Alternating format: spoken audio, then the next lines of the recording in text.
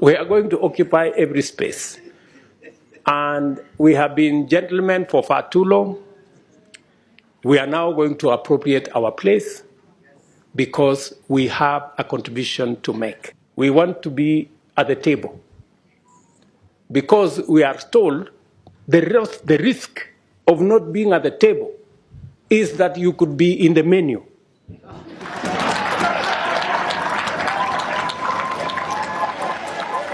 Kenya's President, William Ruto, delivered a powerful keynote speech at the Third Pan-African Parliamentarians Summit on climate policy and equity.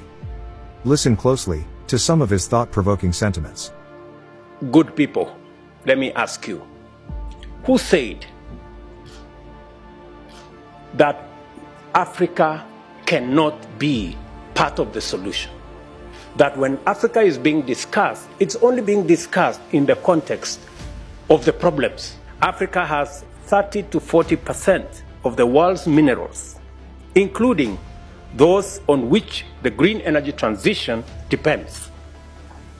The availability of these significant deposits makes a compelling case for Africa to be a global hub for manufacturing.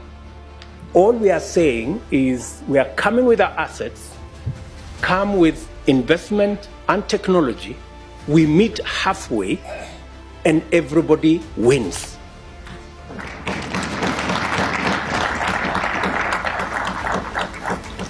That's all we are saying. Instead of exporting the iron ores and the bauxite to be processed in Europe and China,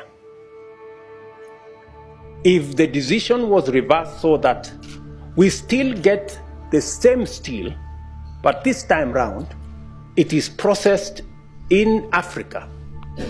You don't have to transport the ores. Use the renewable energy in Africa instead of the fossil fuel and carbon energy in Europe.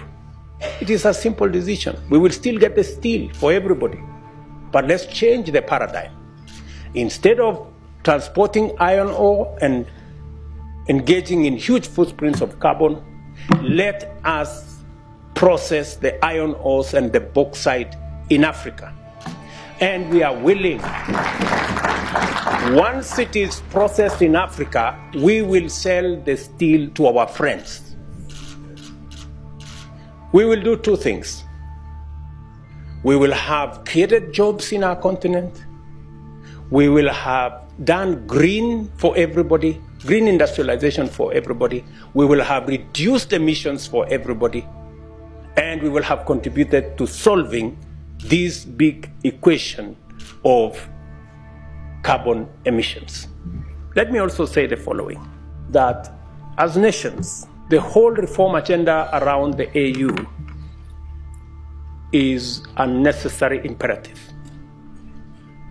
It is not possible for us as states, as governments, to hold all the power and expect the African Union to function. We must be courageous enough, we must be bold enough to delegate some of the powers of our nations to the collective body of the African Union.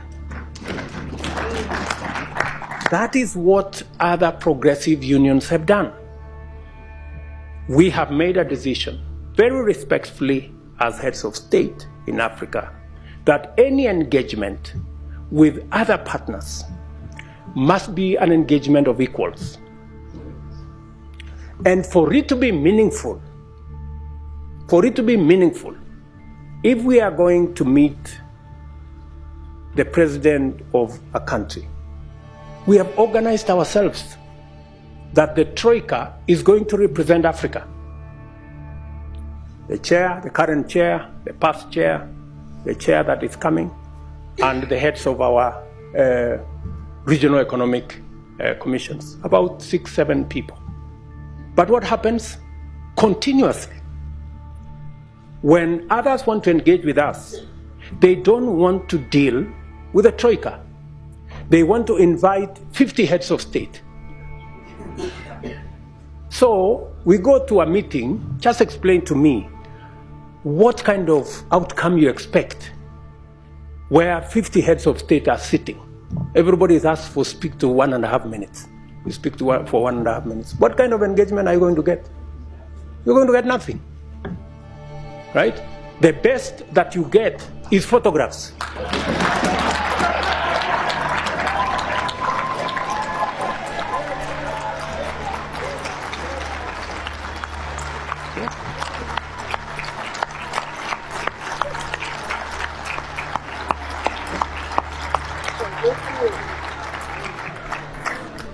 That's it.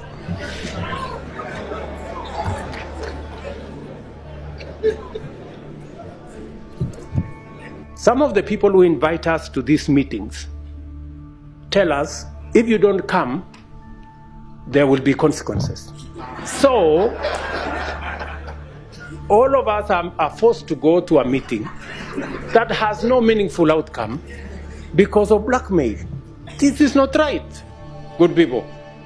So, if you are one head of state and you want to engage all these people, surely, are you sincere?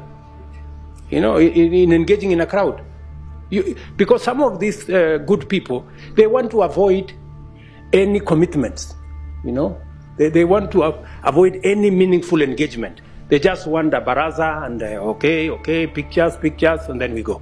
Dinner, and then... I mean, good people, we have food in our countries, at least. We can eat at home.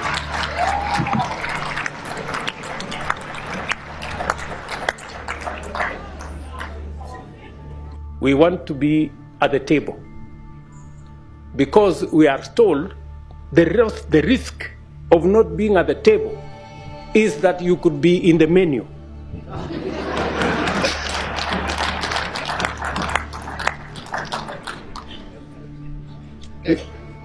Do you understand? So, we are going to occupy every space. And we have been gentlemen for far too long. We are now going to appropriate our place because we have a contribution to make. Ladies and gentlemen, thank you very much for listening to me. I don't take it for granted. And God bless you.